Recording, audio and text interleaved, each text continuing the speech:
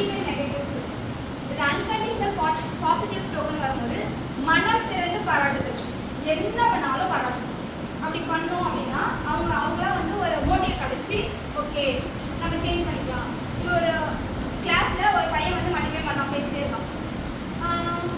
Scores வந்து average வேணும்.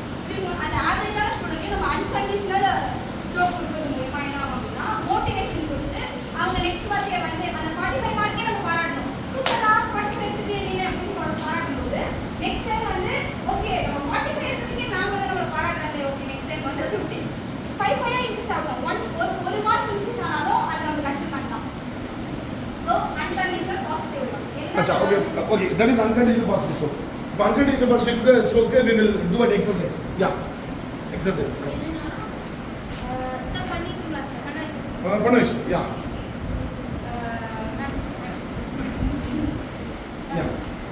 This everybody is going to do. She is going to show an example.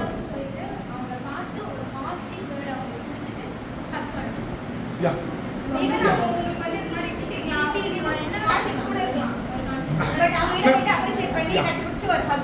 Yeah, select someone from the group.